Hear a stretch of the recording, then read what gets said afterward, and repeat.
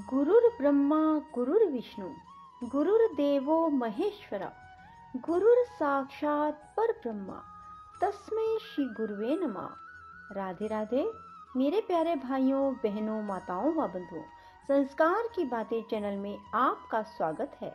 बंधुओं, आज मैं आपको सुना रही हूँ कार्तिक मास महात्म की कथा का 27वां और 28वां अध्याय। बंधुओं, कार्तिक मास के बहुत थोड़े दिन शेष हैं। जिन मनुष्यों ने कार्तिक मास में ना तो स्नान किया, ना दान किया, ना कथा श्रवण किया, वे इन शेष दिनों में भी यदि कार्तिक मास महात्म की कथा को सुन लेते हैं और स्नान कर लेते हैं, तब भी उन्हें कार्तिक मास स्नान का पूर्ण फल प्राप्त होगा। बंधुओं, पूर्ण विश्वास सच्ची निष्ठा के साथ ही कार्तिक मास महात्म की कथा को सुने। बंधुओं, यदि आपने YouTube चैनल संस्कार की बातें अब तक सब्सक्राइब नहीं किया तो जरूर करें और बेल आइकन दबाना ना भूलें। शिव शंकर भोलेनाथ की जय, माँ पार्वती की जय। गणों ने कहा, विष्णुदास एक दिन भोजन तैयार करके भक्ति में तल्लीन था कि कोई उसका भोजन चुरा कर ले गया, लेकिन सायंकाल की आराधना हो सके और व्रत भंग ना हो, इसलिए उसने उस दिन दोबारा भोजन तैयार ना किया।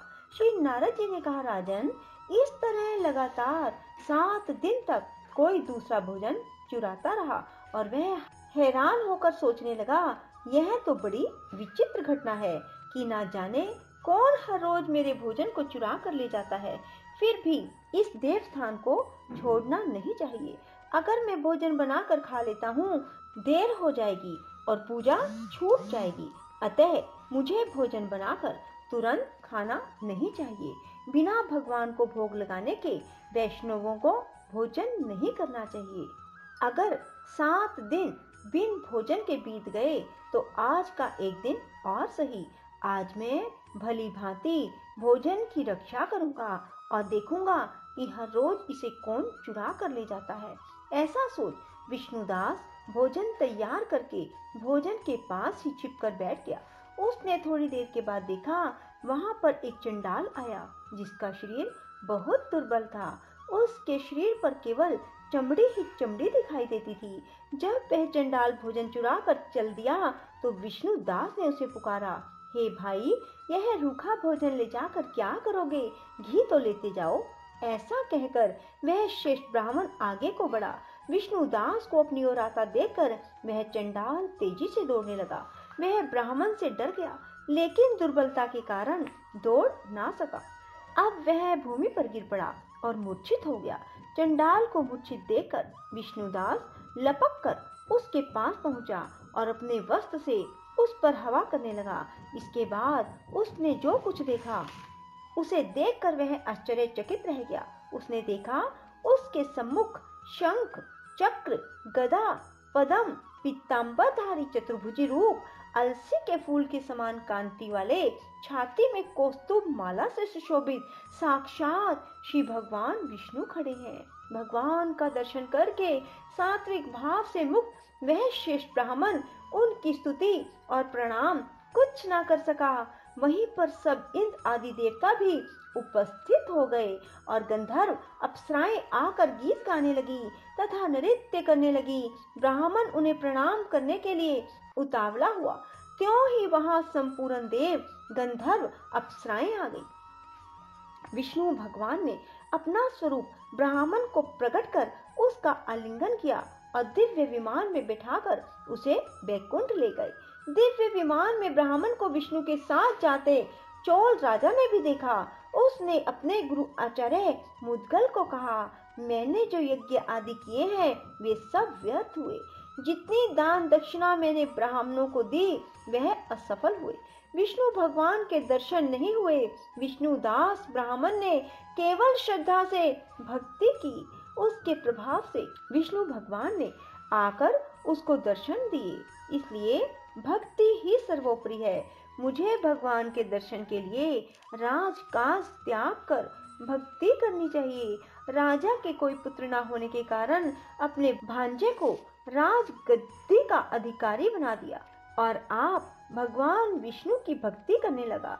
बहुत काल तक भक्ति करने के बाद भी विष्णु ने दर्शन ना दिए तो वह अग्निकुंड में कूद पड़ा। अग्नि में प्रकट होकर विष्णु भगवान ने राजा को गोदी में उठा लिया और कहा, मैं तेरे त्याग और भक्ति से प्रसन्न हूँ। उसका आलिंगन कर उसको दिव्य विमान में अपने साथ बिठाकर बैकुंठ में ले गए। विष्णु जी ने अपने समान रूप वाले ब्राह्मण को पुण्यशील और राजा चोल को सुशीला नाम देकर दोनों को अपने द्वारपाल बनाया। बोलो विष्णु भगवान की जय। 28वां अध्याय। धर्मदत्त ने पूछा, हे देवराज, जय और विजय ने अपने पूर्व जन्म में ऐसा कौन सा पुण्य किया जिससे भगवान विष्णु का रूप धारण करके वह उनके द्वारपाल हुए। प्राचीन काल में बिंदु की पुत्री देवहूति से कर्दम ऋषि द्वारा केवल देखने मात्र से ही 2 सुंदर बालक उत्पन्न हुए। उनमें से बड़े का नाम जय और छोटे का नाम अजय हुआ। बाद में देवहूति के गर्भ से कपिल देव जी भी हुए। जय और अजय दोनों ही विष्णु जी के बड़े भक्त और धर्मात्मा थे। दोनों ही नित्य प्रति अष्टाक्षर मंत्र का जाप करते थे और विष्णु जी का व्रत करते थे।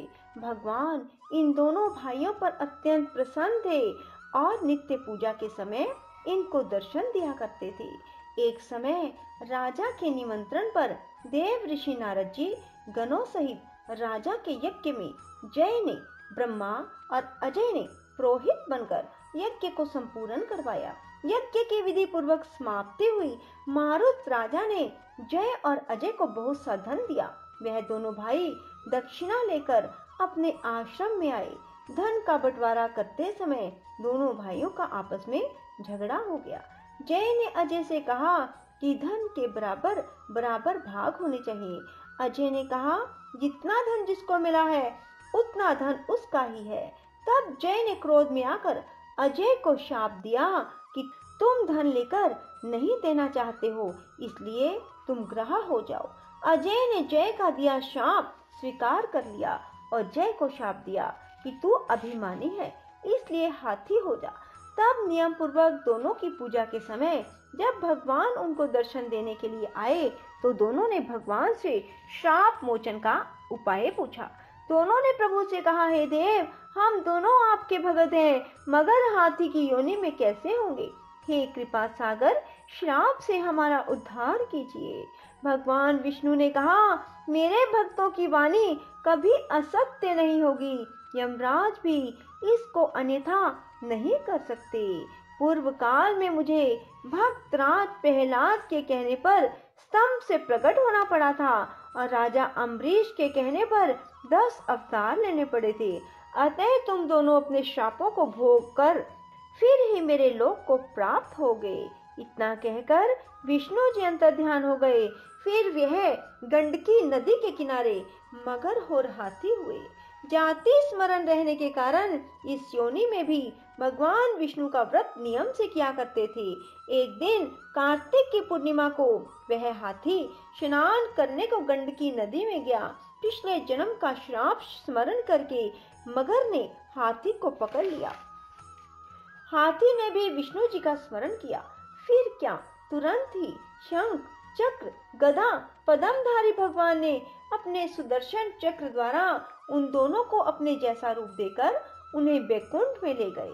उसी दिन से उस स्थान का नाम हरि क्षेत्र प्रसिद्ध हुआ। चक्र के आघात से वहां के पत्थरों में भी चिन्ह बने हुए हैं। वह दोनों जय और अजय के नाम से आज तक संसार में प्रसिद्ध है। हे प्रिय, आपने विष्णु जी के द्वारपालों के संबंध में जो प्रश्न किया था उनका विस्तृत उत्तर मैंने दे दिया। इसलिए हे द्विज, तुम भी ईर्ष्या और द्वेष को त्याग कर नित्य भगवान विष्णु का व्रत करो। जगत के प्रत्येक जीवन को समदृष्टि से देखो। तुला, मकर और मेष की संक्रांति में नित्य प्रातः स्नान किया करो। तुलसी वन की रक्षा किया करो। एकादशी व्रत किया करो। गो, ब्राह्मण, वैष्णवों की सेवा के लिए हर समय तैयार रहा करो। व्रत करने वालों को मसूर दाल और बैंगन के साग को कदापि प्रयोग नहीं करना चाहिए। धर्मदत्त, ऐसा करने पर तुम शरीर त्याग कर हम लोगों के समान गति पाओगे।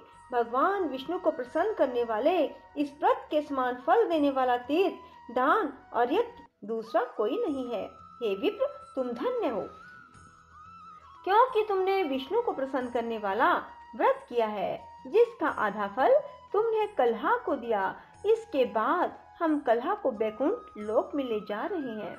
तब नारद जी ने कहा, हे राजन, इस प्रकार धर्मदत्त को विष्णु भक्ति का उपदेश देकर कल्हा को साथ लेकर विष्णु के पार्षद बैकुंठ को चले गए और धर्मदत्त भी उनके आदेश अनुसार विष्णु के व्रत में तल्लीन हो गए। जब उसका देहांत हुआ तो अपनी स्त्रियों के साथ विष्णु लोक को गया। हे राजन, जो कोई भी प्राचीन काल के इस इतिहास को सुनाता और सुनता है, वह अंत में विष्णु लोक को प्राप्त होता है। बोलो विष्णु भगवान की जय। हरे राम राम राम हरे हरे, हरे कृष्ण कृष्ण कृष्ण हरे हरे। राधे राधे। जय श्री कृष्णा। बंधुओं, यदि आपको हमारी वीडियो पसंद आए तो इसे लाइक करें और शेयर भी जरूर करें। धन्यवाद।